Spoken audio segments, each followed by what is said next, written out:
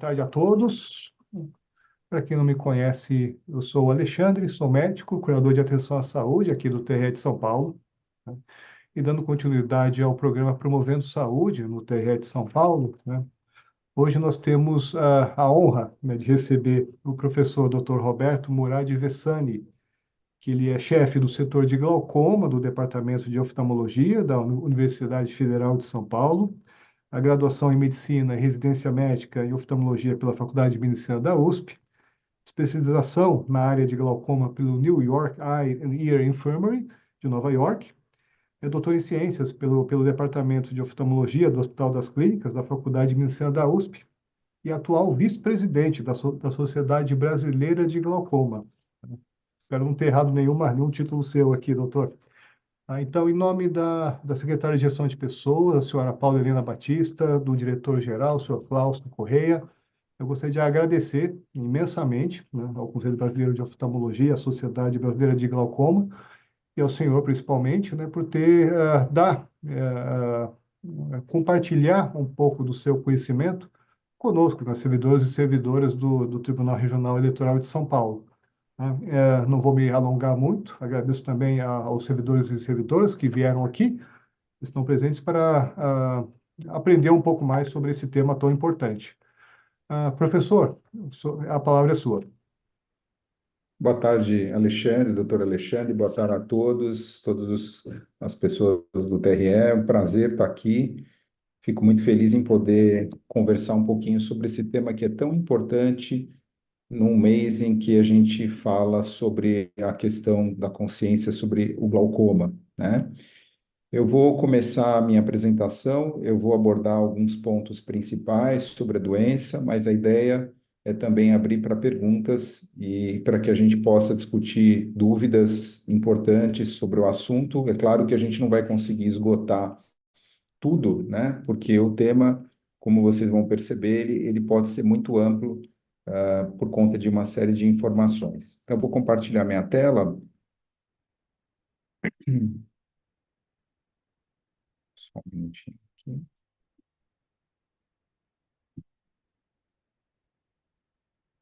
Todos vendo a minha tela?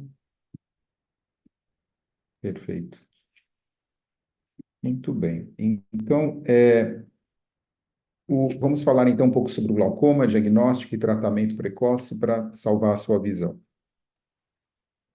Eu vou começar mostrando um vídeo da Associação Mundial de Glaucoma para tentar esclarecer um pouquinho sobre o que é o glaucoma, tá? O glaucoma, é importante a gente entender que o olho, né, ele não deixa de ser uma extensão do cérebro que vai levar a informação da imagem para uma parte específica do cérebro para a gente enxergar, né? O olho, através do nervo óptico, ele vai fazer isso, tá?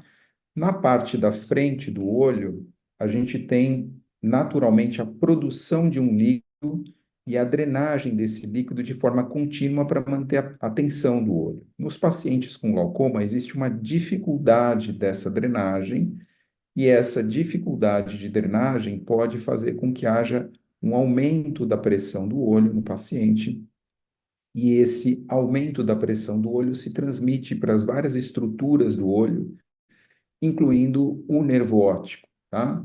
E por conta disso, o paciente pode desenvolver, então, essa doença do nervo óptico chamada glaucoma, onde o nervo vai tendo comprometimento das suas fibras e, consequentemente, isso vai afetando partes do campo de visão do olho do paciente, até uma fase em que, se o paciente não é diagnosticado e tratado, ele pode perder completamente a visão, tá?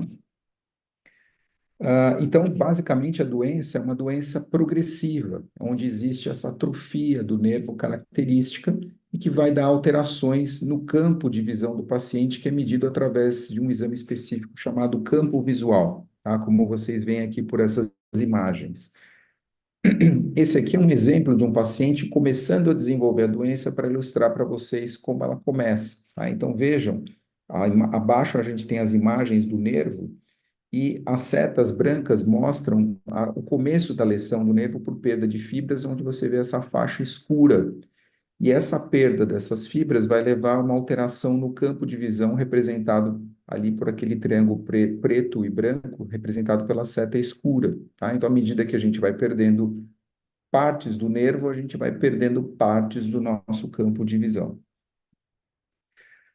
É importante esclarecer que existem tipos de glaucoma, né? A gente tem dois grandes grupos, que são os glaucomas primários e os glaucomas secundários, tá?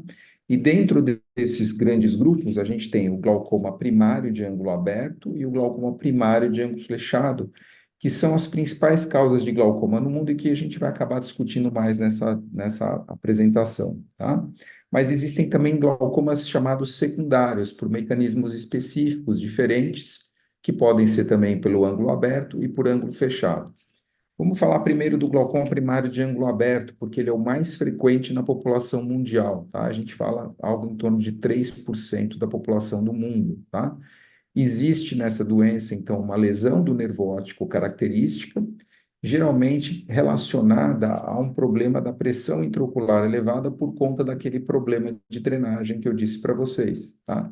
Nesse paciente, o ângulo de drenagem, ele é aberto, ou seja, a anatomia do ângulo de drenagem, ela está preservada, só que existe um problema intrínseco do canal de drenagem que leva ao aumento da pressão, tá? E isso vai causar a lesão do nervo óptico. E existe um subgrupo desses pacientes que também tem uma alteração do nervo óptico, mas a pressão do olho ela não está elevada comparando-se com a população normal, mas ela é suficientemente elevada para danificar o nervo óptico do paciente, porque o olho dele é mais frágil do que o resto da população, tá? A gente chama isso de glaucoma de pressão normal. O glaucoma primário de ângulo aberto, como um todo, ele é mais frequente na população ocidental e em países como o nosso, a gente tem uma frequência maior. Como eu disse para vocês, a pressão do olho, ela é um fator importante nessa história. Então, ela é importante para o desenvolvimento da doença, e quanto maior a pressão do olho, maior o risco para isso. E no paciente que já tem glaucoma, quanto maior a pressão do olho, maior o risco para a progressão da doença, tá? Mas a gente tem outros fatores importantes para essa doença. Então, por exemplo, pacientes com faixas etária mais avançada têm um risco maior do que pacientes mais jovens. Pacientes com miopia, quanto maior a miopia, maior o risco de desenvolvimento de glaucoma. Do ponto de vista de etnia, os afrodescendentes têm mais risco para esse tipo de glaucoma do que os pacientes caucasianos. Pacientes com história familiar, especialmente parentes de primeiro grau, pais, irmãos, têm um risco maior, tá? E aqui a gente fala de um aumento no risco de 4 a 8 vezes, só para vocês terem uma ideia, tá? Outros aspectos importantes: se o paciente tem pressão arterial muito baixa ou pressão arterial elevada, ele também tem um risco para o desenvolvimento dessa doença, assim como pacientes diabéticos e pacientes com hipotireoidismo. E uma pergunta que sempre fazem, mas por que que as pessoas com esse tipo de glaucoma não são diagnosticadas mais cedo?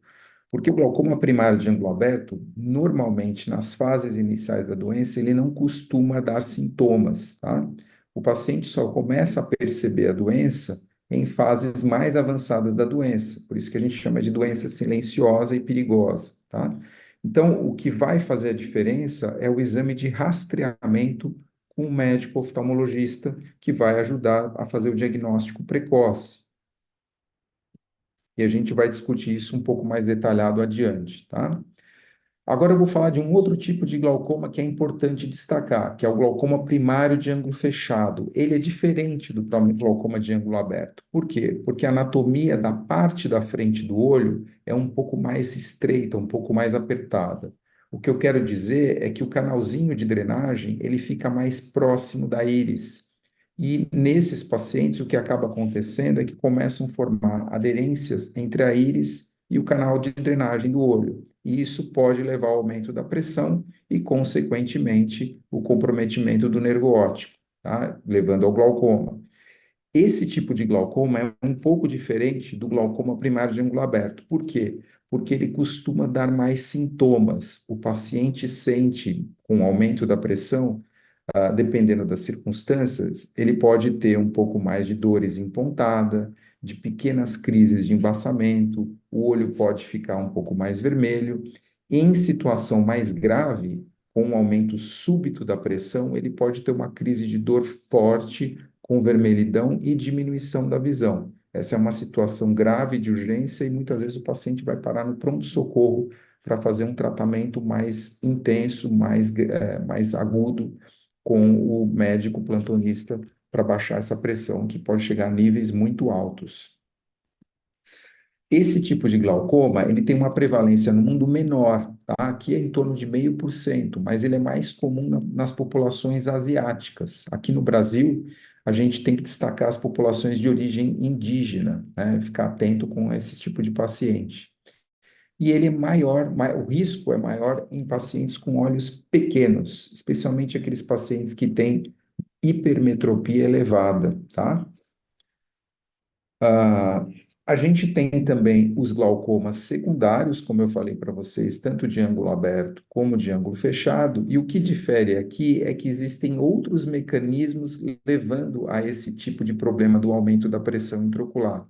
Esses mecanismos podem ser no próprio olho, por exemplo, um paciente que sofreu um trauma, uma pancada no olho, que acaba afetando o sistema de drenagem do olho, aumentando a pressão, ou uma situação em que o paciente tem um processo inflamatório dentro do olho por conta de alguma doença específica, tá?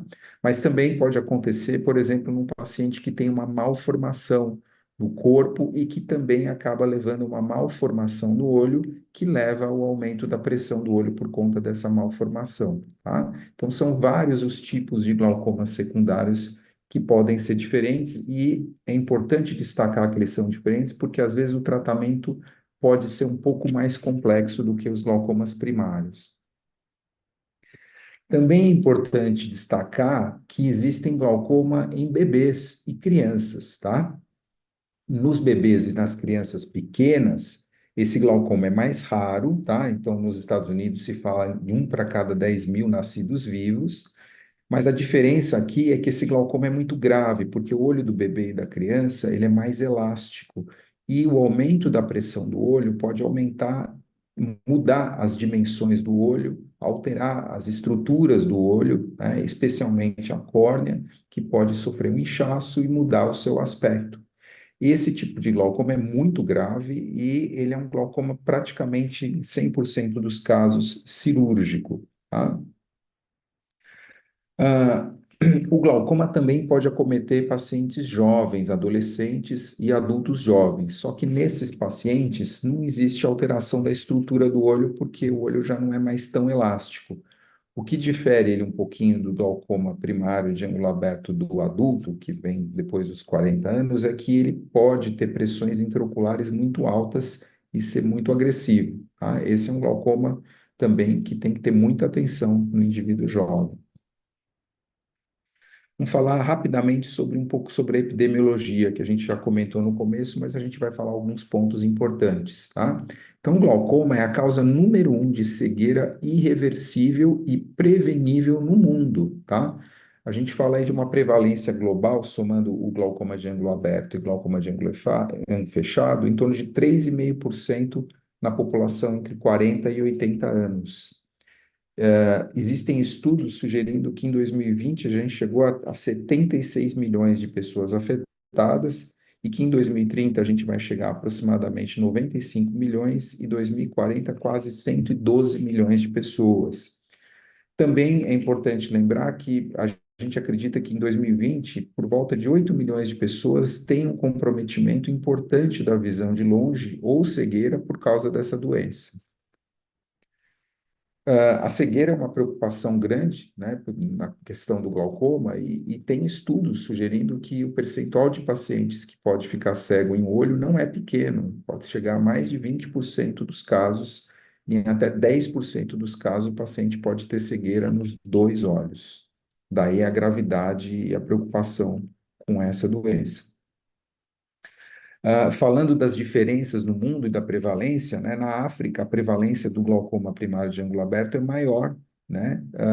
De uma forma geral, os homens têm uma chance maior de ter glaucoma do que as mulheres, e a etnia africana, como a gente já falou, ela tem uma chance maior do que os pacientes com etnia europeia, né? Já no glaucoma de ângulo fechado, como eu disse para vocês, ele é mais prevalente em populações asiáticas, especialmente na China, né? Mas é um percentual menor do que o glaucoma primário de ângulo aberto. O que a gente tem de informação do Brasil? Tem pouca informação, tem poucos estudos relevantes. A gente tem um estudo muito importante publicado em 2007 que fala de algo em torno de 3,4% de glaucoma como um todo na população acima de 40 anos, sendo que a maioria são glaucomas de ângulo aberto, tá? E nos pacientes com mais de 60 anos, o percentual de pacientes é mais alto, como a gente imagina, 4%, tá? Já o glaucoma de ângulo fechado, a prevalência é menor no nosso país, tá? 12,5% de cegueira unilateral que foi identificado nesse estudo. Mas o que mais destacou nesse estudo é que quase 90% dos pacientes com diagnóstico de glaucoma, eles não tinham conhecimento da doença, tá? E não tinham conhecimento do diagnóstico deles. Em países desenvolvidos, tem estudo falando que algo em torno de 50%. Você vê que no nosso país, o desconhecimento parece ser maior. Outro aspecto importante é em relação à idade, tá?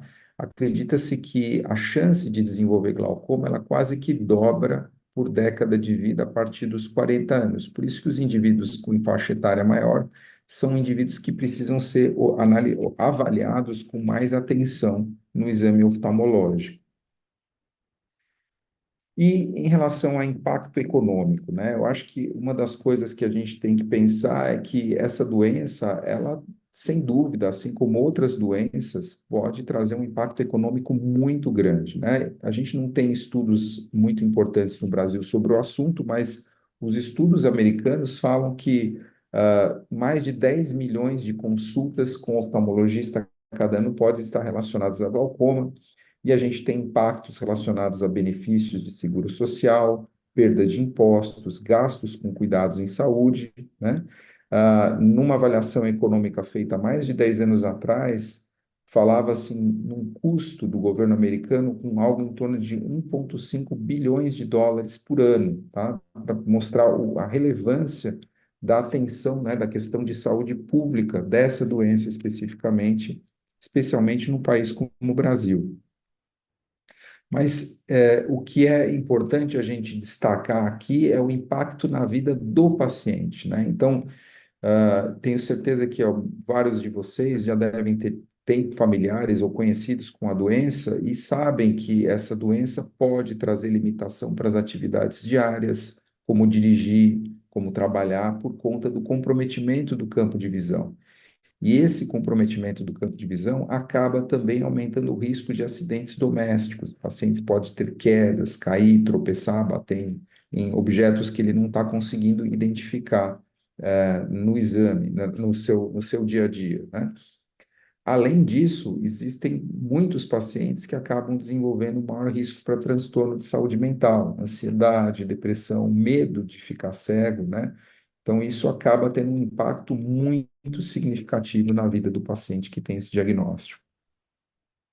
E como é que a gente tenta diminuir isso, né? Sem dúvida, o glaucoma primário de ângulo aberto, em especial, ele é uma doença ideal para detecção por rastreamento, né? Porque como ele é frequentemente assintomático, a ideia é fazer um rastreamento para tentar pegar antes, tá? E pegando antes e tratando antes, a gente impede a progressão da doença, né? E isso é feito através da consulta oftalmológica e exames complementares, tá? Rastrear todo mundo em termos populacionais não é uma coisa custo-efetiva, né? Então, a gente sempre destaca que, em especial, as pessoas que têm maior risco para desenvolver a doença, aqueles fatores de risco que eu esclareci para vocês anteriormente, essas pessoas precisam passar no médico oftalmologista para fazer uma avaliação e ver se tem alguma suspeita da doença ou diagnóstico. E dependendo do que tiver, ele vai precisar de consultas de rotina com acompanhamento. O que o médico oftalmologista faz na consulta, né? Ele vai tirar uma história do paciente, ele vai tentar identificar vários fatores importantes que podem aumentar o risco desse paciente ter a doença, a questão da etnia, da idade, os antecedentes oculares, né? A história de problemas de saúde, a história familiar, medicações em uso, existem medicações que podem aumentar a pressão do olho, né? E no exame oftalmológico, ele vai fazer uma avaliação completa, em especial a medida da pressão do olho, que é importante na investigação dessa doença, o exame do ângulo do olho, que eu falei para vocês, e esse exame chama-se gonioscopia, e o exame de fundo de olho, para ver se tem alguma alteração característica da doença ou alguma suspeita, tá? Se houver suspeita, ele vai fazer alguns exames complementares, né? Ele pode fazer uma documentação fotográfica do fundo de olho, fazer uma medida computadorizada do nervo para comparar, para ver se tem alguma alteração típica da doença, e fazer aquele exame de campo visual para ver se já existe alguma alteração no campo, caso haja uma lesão do nervo, tá? Esse exame de campo visual é um exame que vai avaliar não só se tem um defeito de campo, mas também a qualidade da visão do paciente, né? Mas é um exame subjetivo que depende do comportamento do paciente, às vezes não é fácil de ser feito. E como é que a gente faz depois na prática? A gente, tendo essas informações, a gente vai estadiar a doença para saber se o paciente tem um glaucoma inicial, se ele tem um glaucoma moderado ou se ele tem um glaucoma avançado, tá? E aí, isso vai ser baseado nesses exames complementares, como eu disse para vocês, né? No exame de fotografia, no exame de medida computadorizada e no exame do campo visual. E com essas informações, ele vai fazer o planejamento do tratamento e do segmento do paciente e também definir prognóstico. Qual é o risco que o paciente tem de perder visão num dos olhos ou nos dois olhos, para ele poder dar uma orientação e suporte, tanto para o paciente quanto para os familiares, tá? No segmento do paciente, o que que o médico faz? O paciente tem diagnóstico de glaucoma, ele vai passar a acompanhar, vai ser tratado, vai passar a ser acompanhado. O médico vai fazer o exame oftalmológico completo, vai fazer esses mesmos exames, repetindo eles e comparar com os exames anteriores para ver se a doença está estável ou se ela está progredindo e mexer ou não no planejamento do tratamento, tá? Como é que é o tratamento do glaucoma, né? A doença, infelizmente, ainda não tem cura, tá? E o tratamento cientificamente comprovado é ainda a redução da pressão intraocular, tá? Para estabilizar ou reduzir a progressão da doença. É claro que também cuidar da saúde geral é muito importante para essa doença. Então, um paciente que tem uma saúde ruim, uma hipertensão mal controlada, um diabetes mal controlado, ou uma doença sistêmica que não está estável, ele tem mais risco para piorar o glaucoma, tá? Então, é importante cuidar da saúde geral. E no tratamento, na redução da pressão intraocular, quais são as ferramentas que o médico tem? Ele pode utilizar colírios antiglaucomatosos, que vão diminuir a pressão do olho. Ele pode utilizar uma terapia a laser, que pode ser feita em consultório, ou em situações mais graves, mais complexas, mais difíceis, ele pode precisar fazer uma cirurgia em centro cirúrgico, tá? E a cirurgia a gente tem vários tipos, tem cirurgias tradicionais, tem cirurgias mais complexas, minimamente invasivas, depende da situação do paciente. Isso é feito de forma individualizada, então cada paciente tem um caminho de tratamento a ser seguido dependendo do tipo e do nível de comprometimento pelo glaucoma, tá? Então, como mensagens finais, é importante a gente destacar que o glaucoma é uma doença com possibilidade de um impacto devastador na vida de uma pessoa se não for devidamente diagnosticado e tratado, né? A forma mais comum dessa doença, que é o glaucoma de ângulo aberto, ela não costuma oferecer sintomas numa fase inicial, o que pode ser perigoso, né? Então, o exame oftalmológico de rotina, especialmente nos grupos de risco, ele é fundamental para o diagnóstico precoce, né? E no nosso país é importante destacar, por conta da nossa população afrodescendente, que a gente tem como esse grupo um grupo de maior risco e que merece uma atenção especial no monitoramento dessa doença, tá? Ah, a redução do impacto econômico dessa doença num país como o Brasil, ela passa necessariamente por programas de rastreamento mais eficientes, ou seja, nessas populações de risco. É claro que todas as pessoas que ultrapassam os 40 anos, em geral, podem ter sintomas de dificuldade na visão de perto e acabam procurando um oftalmologista por conta disso. Isso ajuda bastante a gente, porque o paciente acaba procurando o oftalmologista por um outro motivo, e na prática o médico acaba avaliando tudo para ver se tem algum sinal, alguma suspeita de glaucoma também. Mas é importante destacar que as populações de risco são as que merecem mais atenção nessa investigação. Bom, eu estou interrompendo aqui e aqui agora, então, aberto aí a perguntas das pessoas, dúvidas, né? O doutor Alexandre aí deve ter algumas perguntas aí já prontas e eu estou à disposição, Alexandre. Ah, muito obrigado, professor. Já vamos dando continuidade aqui. Já houve, os senhores já enviaram algumas perguntas, sejam por e-mail, né, anteriormente à apresentação. Algumas até o senhor já chegou a comentar, e outros estão enviando agora, durante a apresentação. Uma das perguntas é se a pressão intraocular tem relação com a pressão arterial, né? Se uma piora a outra, ou se uma causa ou tem uma maior incidência em relação ao glaucoma, no caso. Essa é uma boa pergunta, Alexandre, é uma dúvida muito comum. Em geral, elas são independentes, né? Ou seja, uma pessoa pode ter pressão arterial elevada e a pressão do olho absolutamente normal. E uma pessoa pode ter a pressão arterial normal, mais uma pressão intraocular elevada. Então, elas não costumam se relacionar. É claro que uma pressão arterial elevada, ela pode trazer riscos, como eu disse, para o desenvolvimento da doença, mas por uma outra forma de mecanismo, né? Perfeito. Uma pessoa que tem ceratocone, ela pode ter glaucoma? Pode sim, tá? Existem estudos sugerindo que nessa população com ceratocone pode haver até um pouco de risco aumentado para desenvolver o glaucoma. E uma coisa importante nos pacientes com ceratocone, eles costumam ter uma alteração importante da córnea, né? E muitas vezes a parte central da córnea pode ser mais fina. Como o aparelho que mede a pressão do olho depende da espessura da córnea, às vezes as medidas podem dar artificialmente mais baixas nesses pacientes e o paciente pode ter uma lesão do nervo por glaucoma, apesar dessas pressões estarem aparentemente normais. Perfeito. Quem já tem um diagnóstico de glaucoma, ele deve evitar fazer alguma coisa no dia a dia, algum tipo de comportamento, hábito?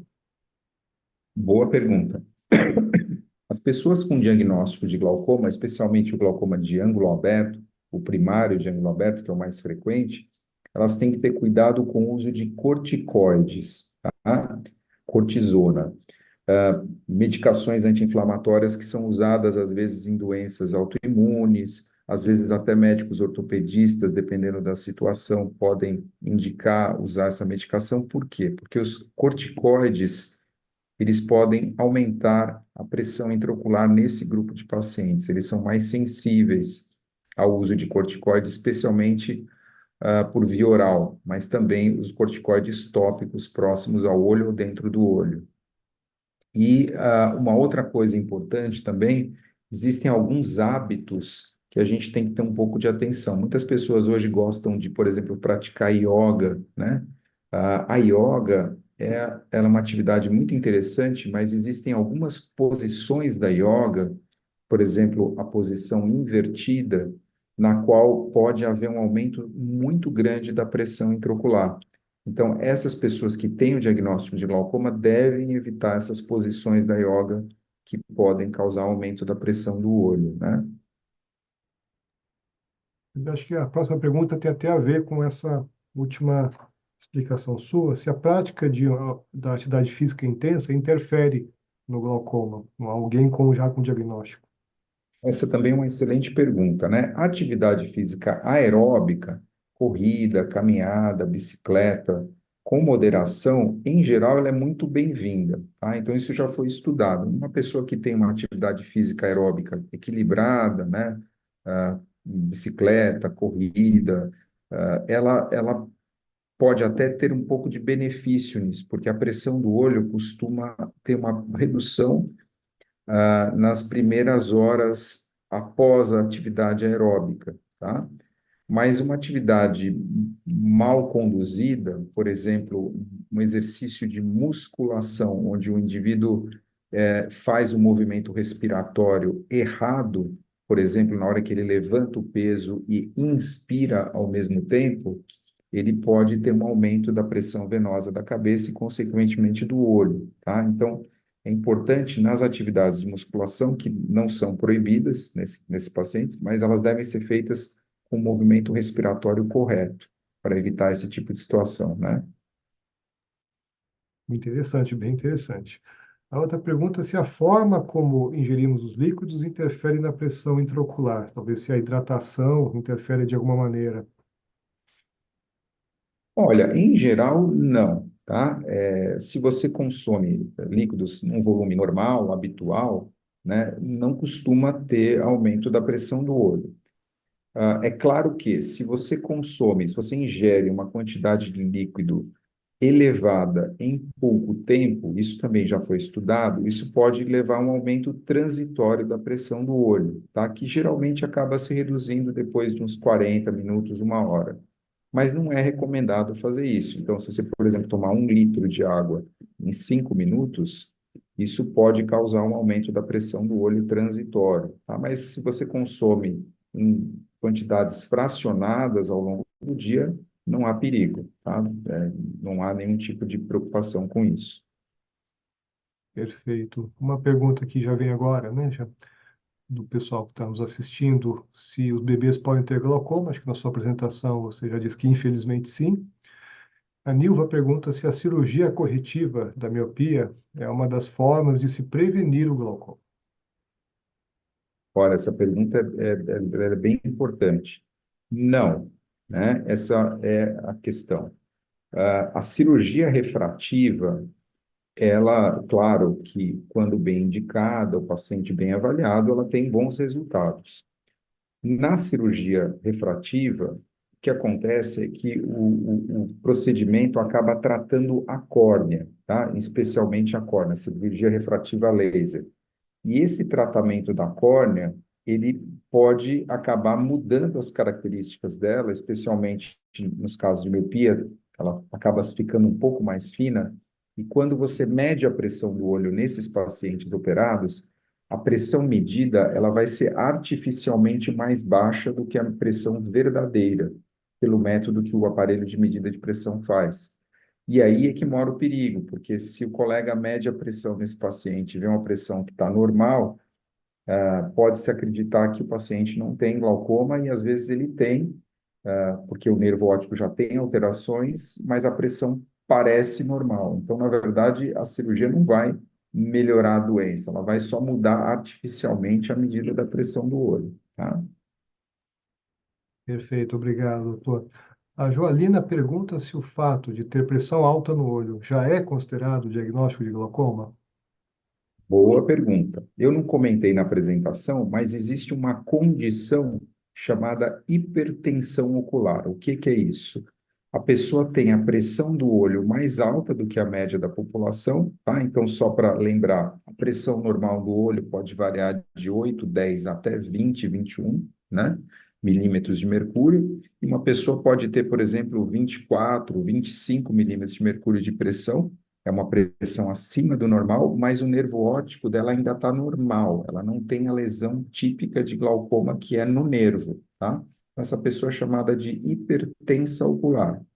Essas pessoas, elas não necessariamente precisam ser tratadas, tá? A gente acaba avaliando outros fatores de risco, assim como o valor da pressão, para determinar se vale a pena tratar.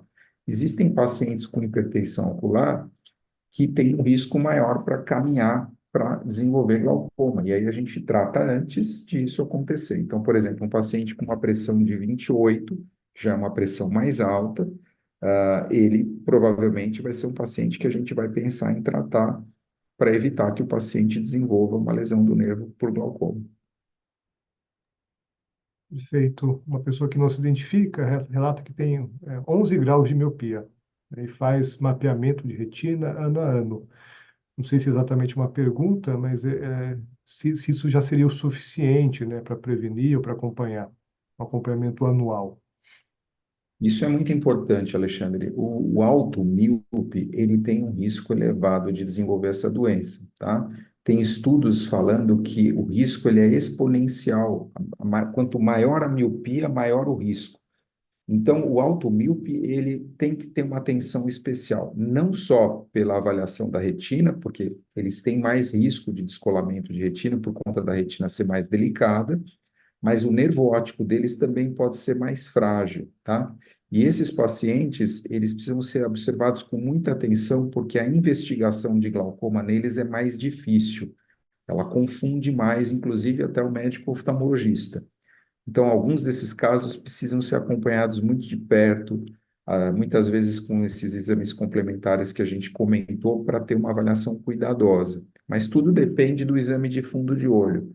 Se o fundo de olho mostra um nervo bem inocente, ele não precisa fazer muitos exames complementares. Mas se é um nervo mais difícil, típico de alto míope, às vezes a gente precisa fazer aqueles exames complementares que eu comentei. E o Luiz Alexandre elogia a excelente explanação e ele gostaria de saber se o glaucoma pode ocorrer como sequela de trauma crânioencefálico ocorrido há algum tempo. Olha, em geral, o trauma crânioencefálico, ele pode lesionar alguma estrutura no caminho que a gente chama de vias ópticas, né? Então, o paciente pode ter pelo trauma, assim como uma alteração no cérebro, em qualquer parte do cérebro, ele pode afetar alguma parte dentro do cérebro relacionada à visão. E isso, às vezes, pode se confundir com o diagnóstico de glaucoma, porque aí vai dar também, algumas vezes, alterações de campo visual, pode até dar uma alteração do nervo, e isso precisa ser separado do diagnóstico de glaucoma. Mas em alguns pacientes pode acontecer do trauma crânioencefálico também vir associado a um trauma ocular. E aí sim, por conta do trauma ocular, você tem um aumento da pressão do olho e levar ao glaucoma. Então é importante separar essas situações do trauma crânioencefálico. O Edmir pergunta se, além da miopia, o astigmatismo também representa algum risco para o desenvolvimento da doença. O astigmatismo, não tanto, claro que um astigmatismo alto acaba tendo o mesmo raciocínio da alta miopia, mas, em geral, o que o astigmatismo pode trazer de confusão é na medida da pressão do olho. Quando o astigmatismo é grande, especialmente por conta da córnea, a medida da pressão pode ficar um pouco confusa. Aí você tem que medir a pressão de um jeito um pouco diferente para poder ter certeza de qual é o valor da pressão do olho do paciente, tá? Mas, em geral, a miopia tem um peso maior. Perfeito. Ah, se a atrofia do nervo óptico por si só é um sinal de glaucoma. Depende, né? A gente não tocou aqui na apresentação, mas existem outras formas de atrofia do nervo que não são glaucomatosas. Por exemplo, o paciente pode ter um infarto do nervo, né? A gente chama de neuropatia óptica isquêmica, né? O nervo perde uma vascularização localizada do nervo e ele tem um infarto. Geralmente a aparência do nervo é diferente da aparência do nervo de glaucoma, ele é mais pálido, a pessoa pode perder visão central já no começo da doença, o que é diferente do glaucoma, porque eu não comentei tanto na aula, mas no glaucoma, a perda da visão central não costuma acontecer nas fases iniciais da doença, diferente de outras causas de lesões do nervo, como o infarto do nervo, onde já perde visão central. Perfeito. Vou lendo as últimas perguntas aqui, só para respeitar o tempo, né, e a agenda Sim. aqui do professor. Ah, ah, uma pessoa pergunta, resumidamente, quais seriam as causas que ocasionariam o aumento da pressão do olho. Acredito que o senhor até já colocou isso na apresentação, né, da etiologia. A gente tem, na forma mais comum, que é o de glaucoma primário de ângulo aberto, a causa é mais intrínseca. Existe uma alteração microscópica no sistema de drenagem que acaba dificultando que esse líquido seja drenado, apesar da aparência anatômica parecer um pouco mais normal, tá? No glaucoma de ângulo fechado, há uma aderência da íris com o canal de drenagem, porque a parte anterior do olho é muito apertadinha, tá? E nas causas secundárias, que eu comentei muito de leve, você tem vários mecanismos. Você pode ter um trauma que acaba desestruturando esse canal de drenagem, ou um processo inflamatório do olho, que também inflama o canal de drenagem, e ele não consegue drenar direito, e outros mecanismos, né? Vou ler as duas últimas perguntas aqui, para não roubar muito do tempo. Se a cirurgia de catarata pode ter um resultado positivo para o tratamento do glaucoma. A Neide Excelente pergunta. pergunta, Alexandre. Olha, a cirurgia de catarata no glaucoma de ângulo aberto tem efeito muito pequeno. Então, nesses pacientes, quando existe catarata, é importantíssimo, Alexandre, o planejamento cirúrgico. A gente acaba vendo casos muito ruins de pacientes que tinham glaucoma, operaram a catarata e pioraram do glaucoma por uma falta de planejamento. Então, é importante esse planejamento cirúrgico da cirurgia de catarata em paciente com glaucoma de ângulo aberto, porque o efeito da cirurgia de catarata é pequeno na redução da pressão do olho. Já no glaucoma de ângulo fechado é diferente, porque a retirada da catarata vai ajudar a abrir o ângulo e pode ajudar numa redução razoável da pressão do olho, a depender da situação do ângulo do paciente. Perfeito, ótimo. E por último, a Carol pergunta se ela tem rinite e os olhos coçam muito. O fato de ela coçar muito os olhos é um complicador para a pressão ocular, intraocular? Olha, especificamente para a pressão do olho, nem tanto, mas é muito importante destacar esse tema. Coçar os olhos pode ser algo muito perigoso, Alexandre. Coçar os olhos é um trauma importante para o olho. Ele pode machucar a pálpebra, ele pode machucar a córnea. Existem estudos mostrando uma relação em crianças e adolescentes que são coçadores crônicos com a doença do ceratocone, que foi mencionada aqui, tá? E também aumenta risco de descolamento de retina, especialmente em paciente com miopia e alta miopia, tá? Porque é um trauma muito forte para o olho, apesar de as pessoas terem a sensação de que é algo até gostoso e que não machuca o olho, mas é perigoso. Eu sempre falo isso para todos os pacientes: evite coçar os olhos. Perfeito. Só em respeito ao tempo, né, doutor Roberto, nós vamos encerrando por aqui. Eu só deixei de ler umas duas ou três perguntas. Tá? Novamente, gostaria de agradecer muito demais a sua disponibilidade. Sei que a sua agenda é super lotada, os seus afazeres aí são muitos, mas muito obrigado por você dedicar uma parte do seu tempo aqui para elucidar, né, esse tema que é tão importante.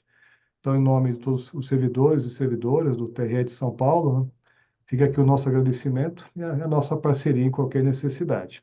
Tá? A todos que compareceram e acompanharam a apresentação, ela vai ficar gravada para uma consulta posterior, tá? E também depois vai ser também disponibilizada para todo o público no canal do YouTube aqui do Tribunal. Tá? Então, desejo uma boa tarde a todos, principalmente ao senhor, doutor Roberto. Tá? Agradeço e vamos encerrando por aqui. Eu é que agradeço mais uma vez, Alexandre, e a toda a equipe do TRE. Foi um prazer muito grande estar aqui e eu estou à disposição. Ok, muito obrigado.